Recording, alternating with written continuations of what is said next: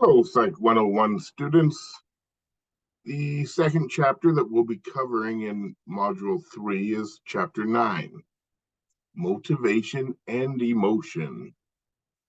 Um, we'll be covering learning objectives 7, 8, 9, and 10 in this chapter. So let's begin with a little Latin note. The words motivation and emotion come from the same Latin word, movere, Movere, which means to move. And so to move is related to both motivation, and emotion. In this chapter of motivation and emotion, we'll look at these following four big questions. What motivates your behavior in learning objective 7 in this video? Then in learning objective 8, we'll look at your most important motivated behaviors. In learning objective 9, we will talk about how you experience emotions. And in learning objective 10, we will look at how emotions support social relationships. So let's go right to learning objective 7, what motivates your behavior. So most of the general theories of motivation emphasize four basic qualities. The first one is activating. It stimulates us to do something. So motivation is energizing. So let's say I'm interested in exercising. I'll use exercising as an example for each of these four qualities. So as far as activating, the desire to be fit might motivate you to get up and go for a run on a cold morning, even though it's not the most pleasant thing. So it can energize or activate your behavior. Number two, it can be directive. It can guide our behavior towards meeting specific goals and needs. So when you go to exercise, you might run because you want to improve your cardio, or you might lift weights because you want to improve your muscles.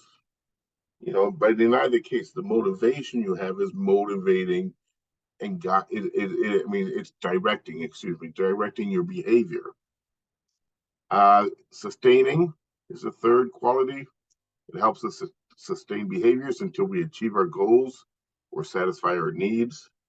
So maybe you're working out and you push for 10 more repetitions lifting weights, even though your muscles are sore, and it's not pleasant, but the motivation sustains your behavior. And finally, motivations are differing in strength. Motives will differ in strength depending on the person and the situation. So although you might feel a strong motivation to exercise to get into better shape, another person might not feel such a strong motivation to exercise. In fact, they may feel no motivation to exercise. So, there is a wide range of strengths depending on which motivation you're looking at and then which people you're looking at. A few pictures from your book here. So, when you look at these people, um, you can kind of, make sense of the behaviors. Um, this person up top is dressing warmly. Maybe it's a snow day. The person in the bottom left is studying, and there's a group of people eating with friends or family, and there's a couple that are embracing and kissing. Now, while you may think you know why people act as they do just by observing the behavior, as in these pictures, you know, understand that you can never see their internal motivations. That is something that is private to us. We act on motivations and we do behaviors, but it doesn't mean that others can read what our actual motivations are. You may see me working out at a gym and think I'm I want to be fit. I'm motivated to be fit. And maybe I'm just doing it because there's a person at the gym that I'm trying to impress and I want to meet. And really, I don't care about getting fit. I mean, like, this is the thing about motivation. It's very personal, and it doesn't. You can't read it from a behavior. Although we try to and we think we can at times, but often it's not the obvious answer. People can do the same behavior with many different types of motivations. So many factors influence motivation, and we'll look at these 5 factors shown in this table here. This table is on page 345. I'm not reading through the table, but it's a nice summary for you. We are going to talk about each of these 5 factors on the upcoming slides. So let's begin with the first factor, satisfaction of needs. And here we're going to deal with Maslow's hierarchy. So, but first of all, a couple of definitions, a need is a state a state of biological or social deficiency, like water or being with people. Uh, According to Maslow, people are driven by many different types of needs, although some needs are more important than others. So people must focus on their physiological needs. You can see at the bottom of the pyramid, there's, like for things like food and water, before they move up and address higher needs for like personal growth, for instance, such as the need for self-actualization, which is the top of the pyramid. According to Maslow's need hierarchy, you have to have the needs satisfied at each level before you concentrate on moving up to satisfy higher order needs. You're not going to be worried about acceptance or friendship or your self-esteem if you're hungry or if you can't breathe or you need sleep. I mean, like, you have to build upwards from the base, at least according to Maslow's need hierarchy. So self-actualization, I mentioned, is at the top there. It as it says in the little triangle, it means living to one's full potential and achieving personal dreams and aspirations. It's being the best you that you can be. It's feeling like you've reached your ultimate goal of becoming who you wanted to be in life. You've maximized your strengths and you've maximized, um, I don't know, you've reached maximum potential, I guess is the word I'm looking for. Maslow's theory is an example of humanistic psychology. Let's go on. So this is the first motivational factor, or what do they call them? Yeah, factors. The second one is known as drive reduction, and this is all about needs and drives and behaviors. A need is a deficiency in some area. You can see that in the chart here, such as oxygen or food or water, that creates a drive. So, if I need oxygen, it creates a drive, a feeling of suffocation. If I need food, it creates a hunger drive. I feel hungry. If I need water, I feel thirsty. It creates a thirst drive. The drive is what motivates a person to behave in ways to satisfy the need. So if I'm feeling like I'm suffocating, then my behavior will be to breathe or, to remove whatever's suffocating me.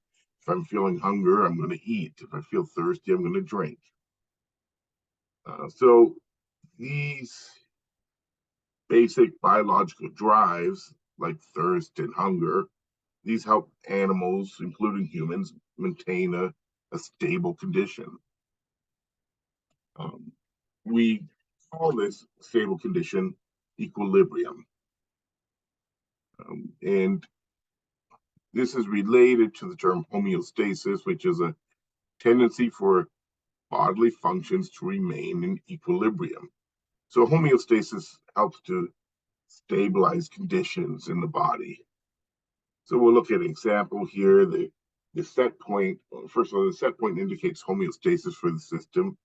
So we have certain set points for things like body temperature, or you have a set point for weight, and where your body tries to maintain a certain ideal weight, although most of us are not successful at that. Anyway, so the set point for internal temperature is now 97.5. So new studies have found that the average temperature is lower than it used to be at, once again, 97.5 degrees Fahrenheit. You know, for decades and decades and all through most of my life, it was always 98.6 was the average human temperature. But apparently, we've changed as a species, and it's now closer to 97.5 as the average body temperature. Something about the changes in our diet and what it's caused in the body is lowered our average temperature. So let's look at this thermostat analogy to look at how homeostasis works inside the body. So your internal thermostat is set at a comfortable temperature, and such as 97.5 degrees as your set point.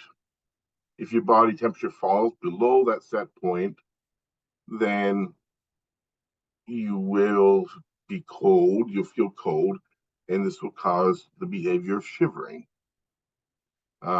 When you shiver, it actually starts to warm you up. So you start to shiver, it makes you warmer, and you return towards the set point.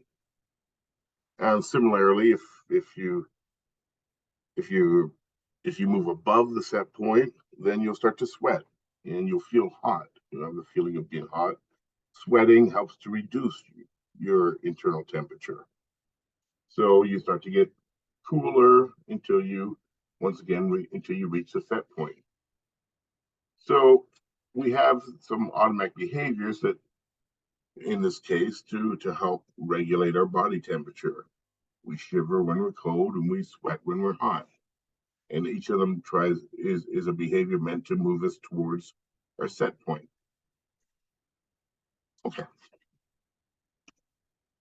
So that was the second factor, drive reduction. So we've had satisfaction of needs, drive reduction. The third is optimal arousal and performance. Let's start with the definition for arousal here. Physical activation, such as increased brain activity or increased autonomic responses, such as an increased heart rate, sweating, or muscle tension. This is what we mean by arousal. Each of us have different optimal levels of arousal. There's, set points of arousal. And the fact that we have different optimal arousal levels motivates us to behave in different ways. So some people have a lower optimal arousal level, just kind of built into them. And if you have a lower level of optimal arousal, then you'll tend to prefer calmer activities, such as reading, which will keep your arousal at an optimal lower level. Maybe that's kind of like that's where you want to be. That's your homeostasis point. Other people have a higher level of optimal arousal, and so they tend to prefer exciting activities such as skydiving, as shown in this picture, which will raise their arousal to an optimal higher level. And so this explains why, sometimes, like, after a hard day at work, some people want to go out and drink or party or dance. Other people just want to go home and lay on their couch and read a book or watch TV. And it depends on your optimal level of arousal. And that would also depend on how much arousal you feel during your workday, and whether it's raised it above your optimal level, or is it brought it below your optimal level. Um, okay, continuing with this factor, this I'm not going to go through this. You can do it on your own. You could just leave it on the screen here and do it. It just asks you 4 questions. You have to rate each one between strongly disagree and up to strongly agree. So those numbers 1 to 5 there, and try to be honest about it. And once you answer the 4 questions, each one with a rating from 1 to 5, you add up the 4 ratings you gave, and then you divide that number by 4. And then you see a chart down below that, kind of tells you what your level of sensation seeking is. So go ahead and give it a try. If you want to do it in the book, it's on page 348. All right, continuing with optimal arousal and performance, we have here what's called the Yerkes-Dodson law, which describes the relationship between arousal, motivation, and performance. According to the Yerkes-Dodson law, performance increases with arousal until reaching an optimal point, which is the top of the curve shown in that graph. So, as you move from left to right, your arousal is rising, and when you reach that very top point of that graph, that curve of the graph, that is your optimal level. Now, for everyone, you're going to have, kind of, if you were to graph your arousal level, or your quality of how you perform at each arousal level, you would get a graph something like this. Now, different people's curve might be more to the left or more to the right, depending on your set point for optimal arousal. But we all kind of follow this law, this Yerkes-Dodson law. Basically, if you're above or below the optimal point of your optimal arousal level, it will impair your performance. And this optimal level will change depending on the task you're doing as well. So this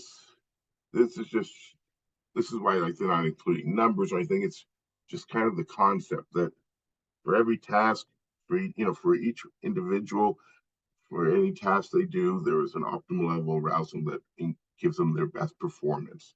So let's take, for example, doing a test at school.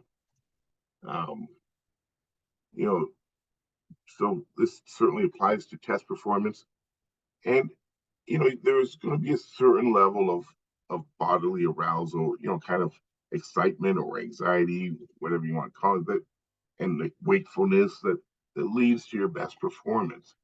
If you're below that, let's say you're really lethargic and you're tired, I mean, you're certainly not going to perform as well.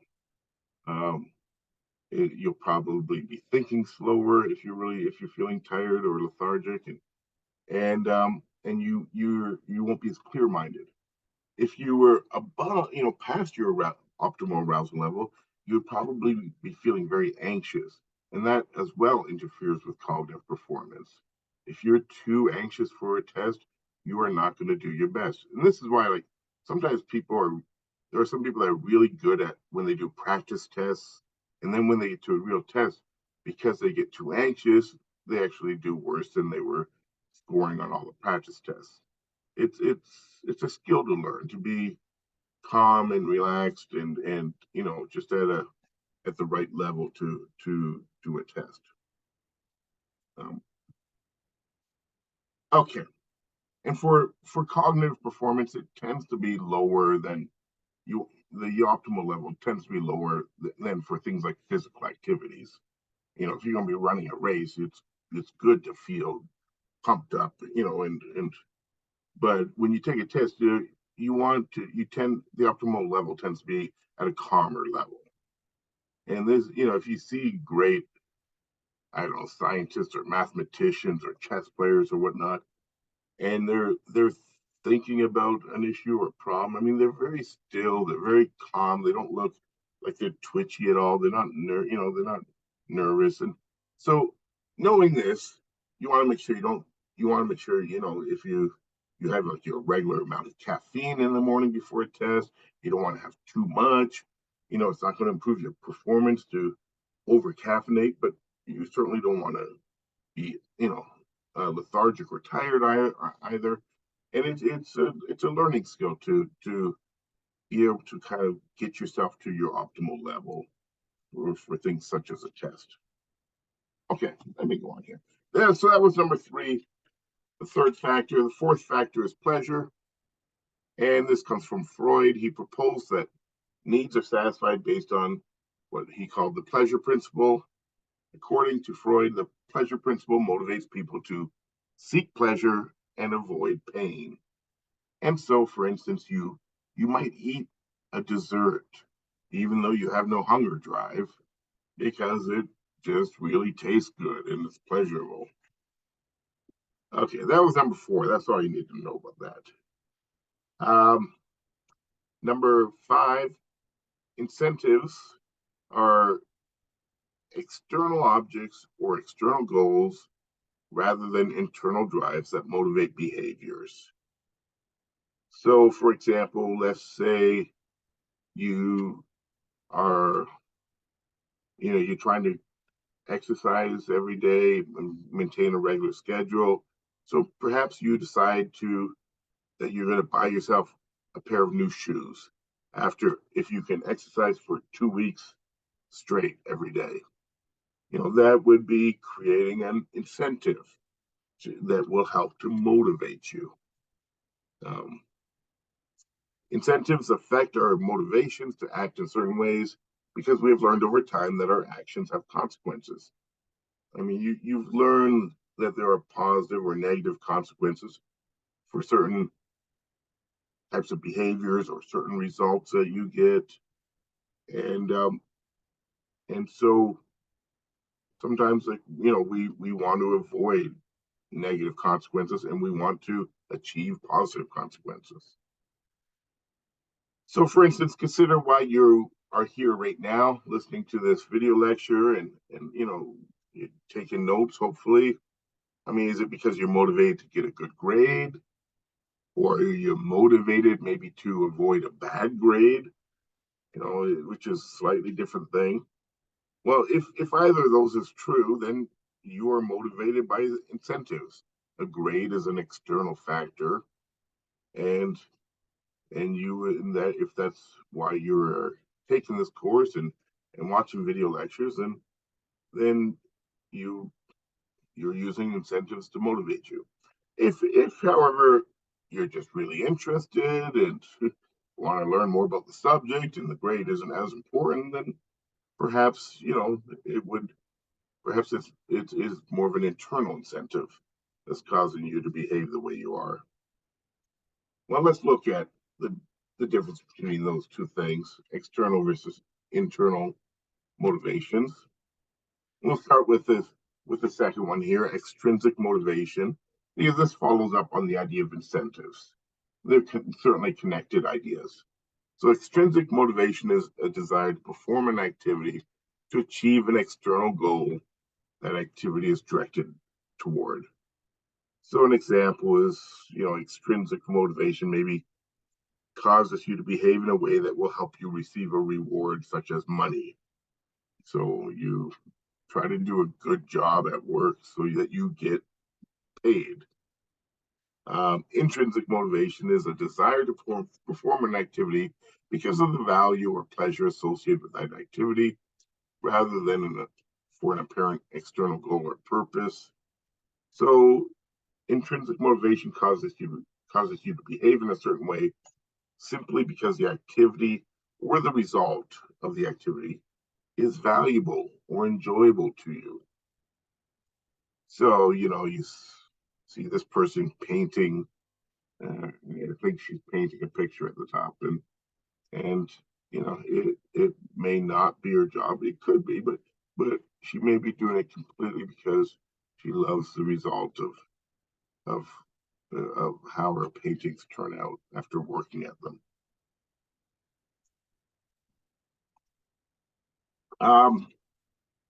A little kind of aside here. This is on page 351.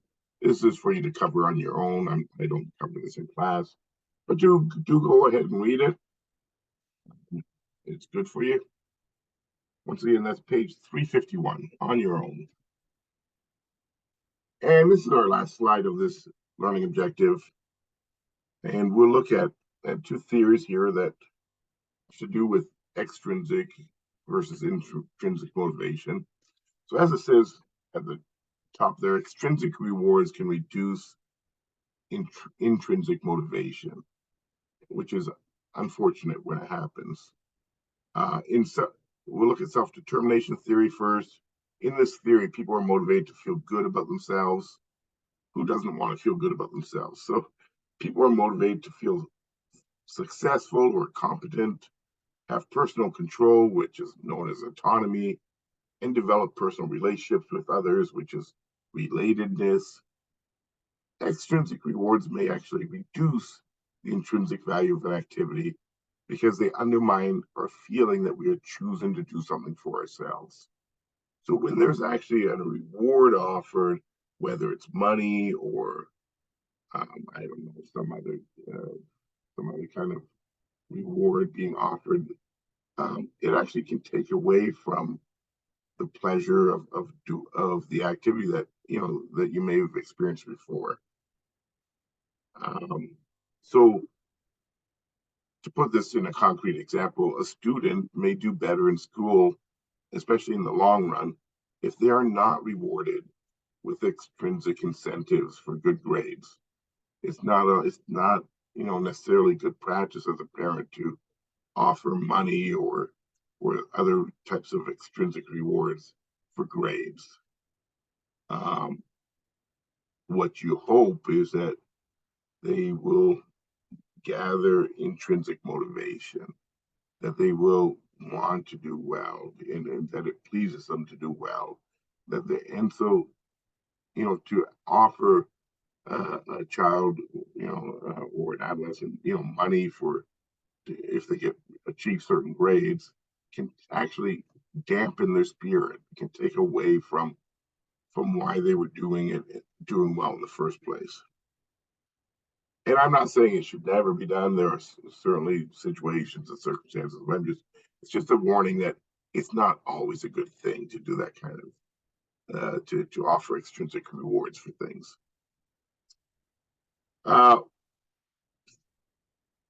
Okay, so I want you to think about activities that you find most satisfying, and think about the difference, things that you do on your own that you just really enjoy. Now, if you had to do that activity and you had the feeling that you had to do it, maybe it was what you normally do for fun, all of a sudden it becomes a job to you, and you're doing it because you have to instead of you want to, it can really take the joy out of an activity.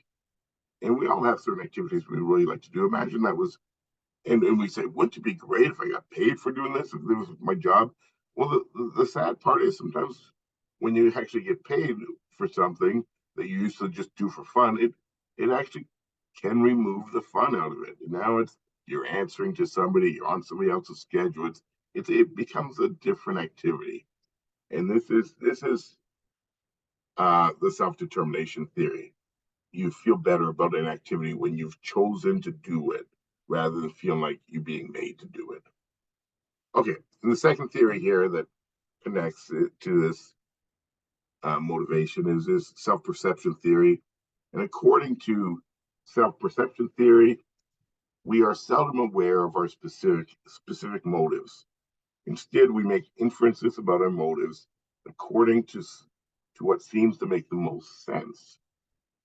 So, you may actually enjoy an activity, like, let's say, like your job or studying for a class or attending class. But when asked about it, you may say, oh, I'm just working for the money, or I'm just studying for a good grade, because that makes the most sense to you, like cognitively. And so sometimes, like, we may be doing activities that really, at the time, internally we enjoy, but when we talk about them or are asked about them, we use our brain and we say, what makes sense here? This is what self perception theory says. We kind of analyze it quickly and say, oh, no one enjoys working, so I must be doing it just for the money. And, or no one enjoys, yeah, I don't know. No one enjoys studying or attending class, so I must be doing it just to get a good grade.